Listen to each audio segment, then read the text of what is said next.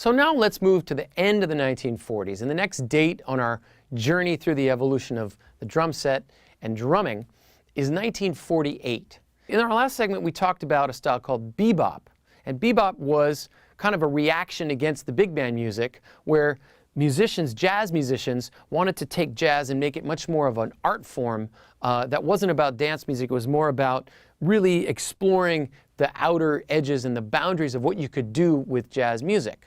So that was cool, but it didn't really appeal to the average person that still wanted to go out and go dancing on a Friday night. So the kind of music that evolved also from the big band era, but that kept the dance feel of the big bands, was this style called rhythm and blues. And it was also an African-American style like bebop. It evolved as something that African-American musicians did within their community for other African Americans who, by the way, had started to benefit after World War II and could now afford to buy their own records, their own style, and so became a demographic. So rhythm and blues starts to emerge. Now, rhythm and blues was similar to big band music in that you still had a horn section, although it was now a smaller horn section, and you still had this kind of danceable four-on-the-floor feel. Well, when people went out to dance on that Friday night, they still wanted to hear that big sound of the big band, but now the band was a lot smaller. And so you had to figure out ways to fill up the sound. So one of the ways they did this was the electric guitar, which started to really come into prominence in the 1940s, because now guitar player could turn up. By the end of the 40s, the electric bass shows up, so you could turn the bass up now. So for the first time ever, drummers could really start to lay in, and they could start to play heavier grooves. So the two things that drummers did in creating heavier grooves, first was to play a shuffle, okay? So the shuffle feel, that idea of, instead of just a ding, ding, ding, ding, ding, which was kind of how jazz time feel had been prior to this time, well, now they could take that whole shuffle feel, the da, da, da, da, da, da, da, and really start to express that in a much heavier way. And by the time we get to 1948 and this song Good Rockin' Tonight, the backbeat 2 and 4 really becomes accentuated. So you have this doom da da da doom da da da doom da da da doom.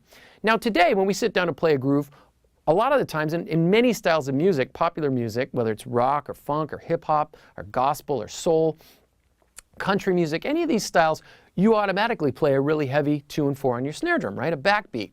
Well, believe it or not, that idea of a backbeat all the way through a song really didn't happen until 1948. And that's really the first time you start hearing, whether it's heavy hand claps or a backbeat, this song, Good Rockin' Tonight, is one of the first songs that has that heavy thing all the way through from start to finish.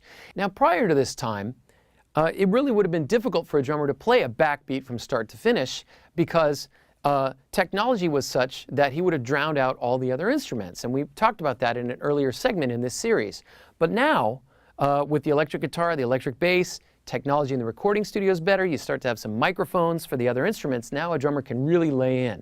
And so Good Rockin' Tonight was one of the first tracks where this heavy backbeat idea with heavy hand claps going on 2 and 4, which came out of the gospel church, all comes together.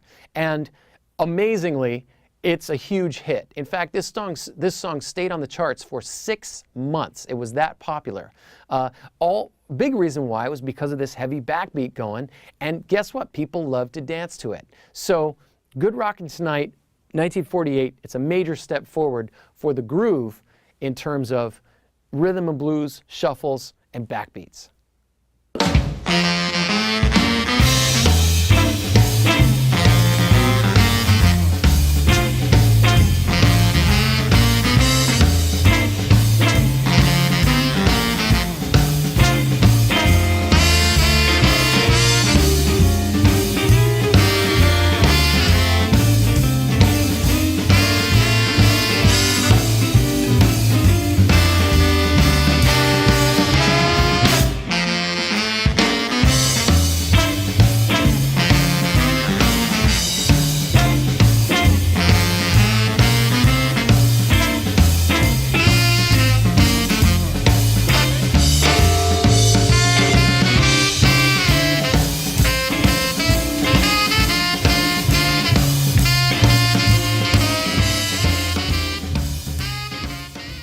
Our swing kit has now morphed into bebop-sized ride cymbal, and that size ride cymbal, once that took over, then they started using that in pretty much all styles of music, because they realized, well, now you had the option to play your hi-hat or you had the option to play on your ride cymbal as timekeepers. They were both valid. So we got our big time cymbal here, and we have kind of the beginnings of what was going to become a crash cymbal. You know, guys would use a couple different size rides, and then that eventually morphed into an official cymbal that was called a crash, that was specifically to be crashed. So in rhythm and blues, of course, we said the shuffle is the bread and butter groove, and the shuffle is versus this kind of an idea, which was sort of the staple of the jazz, we call it the jazz ride pattern. Now, this was the more of the dominant idea in a rhythm and blues setting. Okay, so I'm going to play a short demonstration of shuffles, and I'm going to play first some shuffles without a backbeat, and then I'm going to add the backbeat, because remember we said the backbeat kind of came in at the very end of the 40s and into the 50s. So here we go.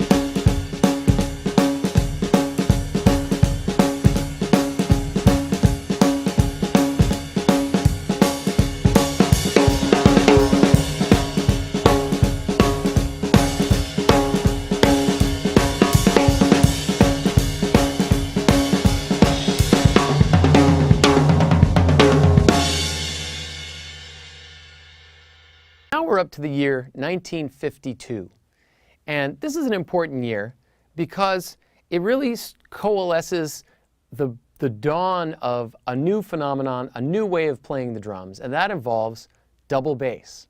Now, many of us here in the 21st century think that the double bass phenomenon is like a new thing that goes along with music that's currently contemporary today, you know, heavy rock, metal. But actually, double bass has a really long and interesting history, and that history really can be attributed to the legendary drummer Louie Bellson. Now, Louie Bellson was a swing-era drummer. He was a big band drummer. Started his career in the late 1930s with the Benny Goodman Orchestra as a young man. He was the winner of the Gene Krupa drum contest. Remember we talked about Gene Krupa earlier. Krupa actually sponsored a nationwide drum contest. This is years and years before certain music stores sponsor their big nationwide drum-offs today. Same idea. You'd have, you know, regional contests, and then you'd have a winner who was the best drummer in the whole country. And the winner of the very first Gene Krupa drum contest was Louie Bellson. And Louie Bellson was a tinkerer. He's a fantastic drummer, but he thought, well, what if I brought a second bass drum into this thing? And already in high school, he has some diagrams that he actually showed me from woodshop, where he was designing the idea of a second bass drum. So when he became a professional, he started integrating a second bass drum into his setup. Double bass really made its first big splash when Louie Bellson joined Duke Ellington's orchestra in the early 50s. And he was also, in addition to being a great drummer, Louie was a prolific songwriter. And he wrote his own song called Skin Deep that's on the very famous Duke Ellington album, Ellington Uptown. And Skin Deep was a feature for the double bass drums. He also wrote another song called The Hawk Talks, which he also performed with Duke Ellington. And in both of these were really the first recordings where double bass could clearly be heard, where it was clearly featured, and it just exploded. And because of that, you have drummers in the 50s and into the 60s, all of whom who used double bass, and of course that led to the double bass style that we have today. Here's a short demonstration that sort of pays a little bit of tribute to one of my favorite drummers and favorite people, Louie Bellson.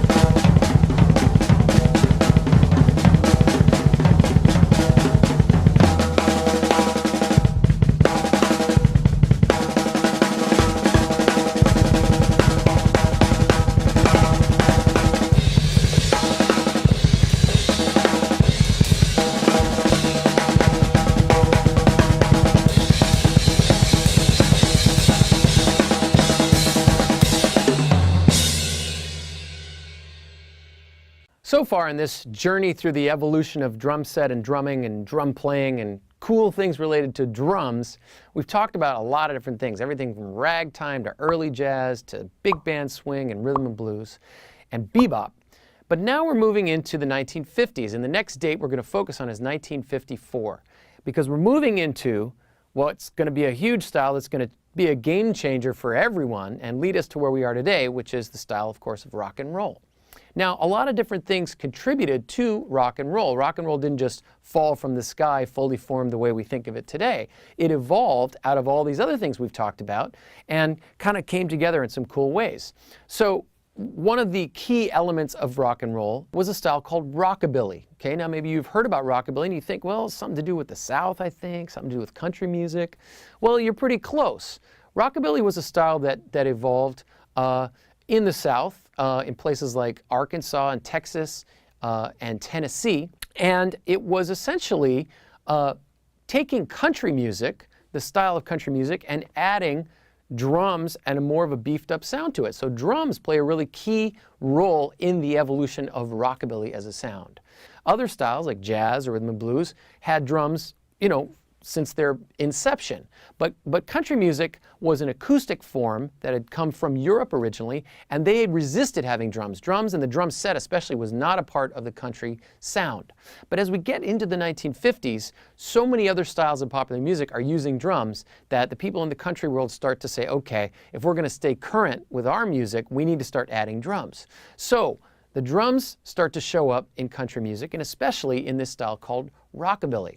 Now, rockabilly, kind of ground zero of where rockabilly happened, was a record label in Memphis, Tennessee called Sun Records. Some of the names that you may have heard of guys who got their start at Sun Records include Elvis Presley, Johnny Cash, Jerry Lee Lewis, Carl Perkins, Roy Orbison recorded there.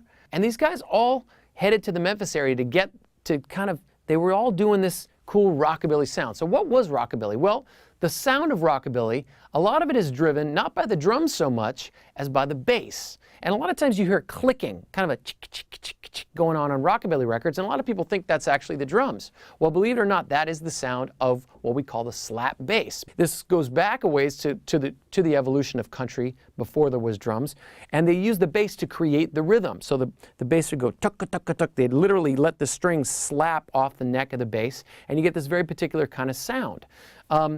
You also had what was called a dead string guitar, where they would take a dollar bill or some paper and weave it into the strings, and you'd literally hear chick, chick, chick, chick, chick, chick, just a dead sound, no chords, just a sound, a rhythmic sound. And so, the drums in a lot of the earliest rockabilly had to almost be quiet. They had to be played with brushes because, again, drums was a new thing in the world of country, and they were like, I don't know how much drums we really want here. We'll give you a little bit, but you got to, play brushes. So some of the biggest hits of early rockabilly sound, including Blue Suede Shoes, which was played by a drummer named W.S. Holland, he had to use brushes on that thing. But when you get that slap bass going, and you get the brushes going, and you get the chicka chicka chick of the dead string guitar all meshing together, and you put a little chicken picking guitar over the top of that, now you have a sound that's not quite rhythm and blues, not quite country, not quite rock and roll. It's kind of all of these things, and that's what's rockabilly.